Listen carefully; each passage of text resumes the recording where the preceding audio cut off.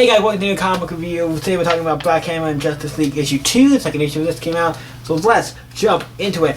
What happens in issue 2 of this cool crossover book that I never would have thought of? Like, they've been doing cool crossovers, I think the last couple of years, with comic book characters or comic book things you never would have thought of. This is one I never would have thought of when Black Hammer came out, that they were going to cross over with the Justice League.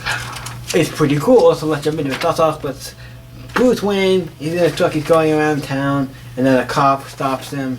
He's in like Smallville, and a cop stops him. He's like, you can't go around, kind of like be young, like be a vigilante. You can't go around and watch for people and do stuff. You're trying to act like a vigilante. He's going around looking for bad guys, trying to punish them. Like, you can't do that. Like, whatever you say, it's like, whatever you say, go home, Mr. Wayne. It's just like, even Bruce, chew our card and said you caught in trouble. And I'm trying to keep patrolling the city. It's like, keep an eye on what? There's nothing going on. It's like you give up Clark, and trying to figure out how to get out of here. Just like the Justice League are in like the same loose in the same thing. Like the Justice League are now in the point where they're in this place and they can't leave. It's like basically Black Hammer. They're in the Black Hammer thing with like it's dead. I mean, I think it's called Metropolis. I think it's dead. It's not. To my knowledge, it's called Smallville. I kind of think, from my knowledge, for the record, I believe Smallville stopped that. Yeah, Smallville. You see the picture of him and Lois, like them kissing and stuff, like they're a couple, so she's like missing his wife and stuff. It's like, I want to get out of here, but I don't know what to do, and then cut back to the Black Hammer characters, Gale and everybody, and I like how Gale's cussing, and here's one of my favorite things of this book. It's like, hey, wait a minute, how come I can't throw here? Every time I cry, it comes out all fucking weird. See, it fucking did it again. What is it? Like, you know how comic books censor stuff, with like the, let's see if I can show it here. You know they show with like these censor things here. I don't know if you can see that with censoring and stuff. I like how he's commenting on like, why can't I swear here?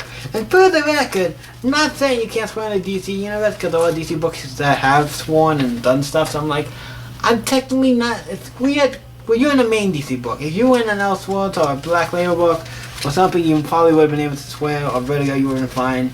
But I don't know. It's like, and they talk about, and then one of the Star-Lord gets her, and she gets infected, and she, you know, because when a Star-Lord gets on you, they control you, and she's attacking, and trying to fight another Dragonfly and everything, and they're trying to stop these guys. And Adam Sam are trying to positive advice to kill.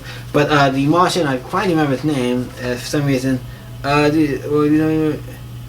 Barbara Braber, he wants to be the warlord from Mars, remember? Like, Barbara the Martian. We say Martian. Takes off the head thing, the thing that was controlling Gale, gets it off her, destroys it, and it's about to go and attack Adam Sam. Behind you. And then the maze from from Hawkgirl comes up. So we have Hawkgirl, Martian Manhunter, and Aquaman. And now two of these clowns. It's like, we're the Justice League. What? And they're like, okay. What happened to, what the hell happened to our Justice League, what's going on, we need to explain. So I'm like, okay, so the Justice League, it's interesting. It's an interesting thing, because in the Black Hammer universe, the Justice League are integrated and everybody knows who they are, and in the DC universe, they're just there. It's not like they were integrated as swapped as much as, like, oh, we're here. And the Black Hammer universe, Justice League are like, they're all part of it now, it seems interesting.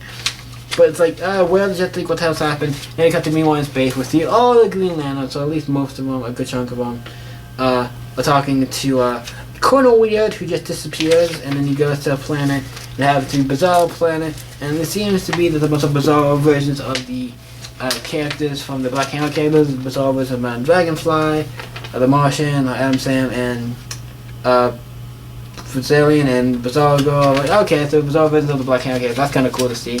I was expecting that, so that's kind of cool. I'm glad that. And we see down through here, it's like, I'm here, I was able to follow your trail or whatever, Obviously, no one was able to use this, so what the hell's going on? Hey, how did you get out of my green thing?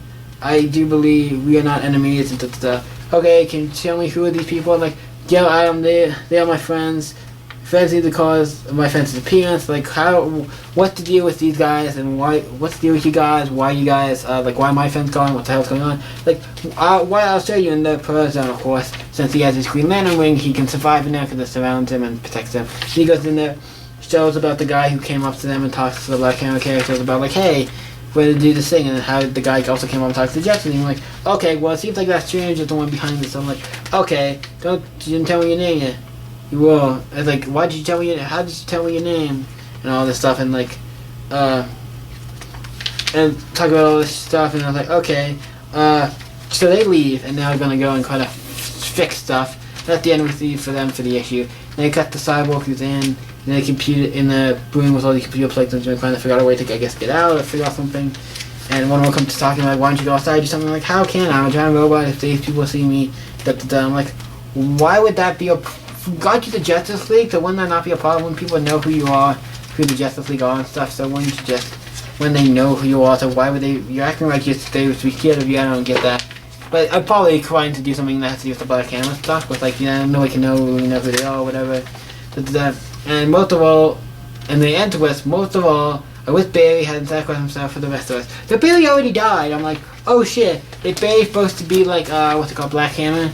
The Black Hammer character, it's like, actually like Black Hammer, like the Black Hammer, the character called Black Hammer as a hammer, who does stuff, is she supposed to, if she's gone, it looks like she's not even in this book, where I'm like, okay, so this needs to be taking place maybe before she was in this, the girl, Black Hammer Dollar comes and tries to save all them in a regular Black Hammer suit.